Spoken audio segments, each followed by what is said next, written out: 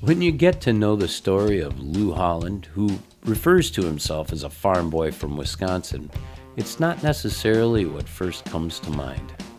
In fact, his success in the athletic arena and in the business world would lead you to believe that he is much more than a farm boy from Union Grove who made good. A 1960 graduate and outstanding athlete of Union Grove High School, Lou went on in the early 60s to be one of the best athletes on the University of Wisconsin campus in Madison. From 1961 to 1963, Lou was a halfback on the football team, where he helped the Badgers amass a 19-9 record over those 3 seasons.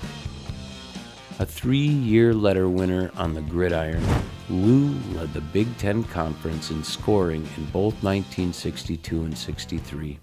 During his career, he rushed for 934 yards and 22 touchdowns. He also caught 9 touchdown passes and threw for 3 touchdowns. It was in the big games that Holland made a name for himself.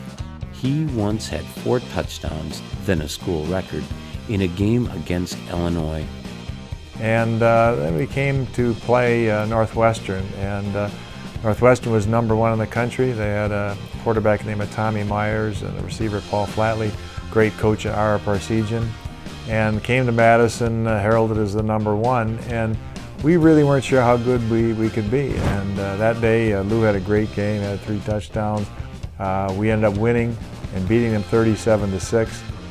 That win propelled the Badgers to a Big Ten title and a trip to the Rose Bowl. The Rose Bowl wasn't necessarily a given at that point in time. We had to play Minnesota the last game of the season, and we had to win that game, and it was a very intense game, as it always is. Minnesota was always the last game of the season. Very intense rivalry. At the 1963 Rose Bowl, Wisconsin faced off against USC in a battle of the top 2 teams in the country. Holland scored on a 13-yard run in the 4th quarter that led the Badgers on a frantic comeback that fell short in Wisconsin's 42-37 loss. That Rose Bowl game, still considered by many one of the greatest bowl games in collegiate football history. Holland also competed for the Badgers track team for 2 years and was part of the Wisconsin team that won the Big Ten indoor title in 1962. Following his collegiate career, Holland played professional football with the British Columbia Lions of the Canadian Football League. He was a member of the Lions team that won the 1964 Grey Cup, the CFL's version of the Super Bowl. That's a big deal. I mean, it's a different kind of a game. It's kind of running starts and things like that, and wider field, which I always wondered that maybe the wide field wasn't good for Louis with those little short legs he had, but he did a great job up there.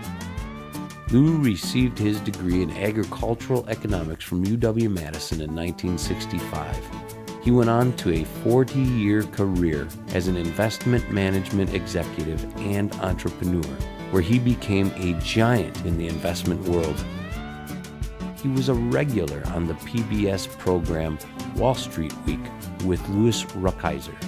Everybody felt that Louis Rukeyser was a very savvy individual, and for Lou to be a regular contributor in that show certainly speaks well in volumes of what he had done in the investment world. In 2006, he was elected to the Bronco Hall of Fame at his high school alma mater and was inducted into the University of Wisconsin Athletics Hall of Fame in 2011. He was also honored in 1990 with the school's Alumni Association's Distinguished Alumni Award. Not a bad career for a farm boy from Wisconsin. That's just not for athletics. It's for kind of a total contribution to the university, and certainly he was a contributor both from the athletics and academic side of things, and later on certainly from the business, and became a very successful and well-known alum throughout the country. These days, Lou Holland is fighting a new battle, that of being one of millions of people dealing with Alzheimer's.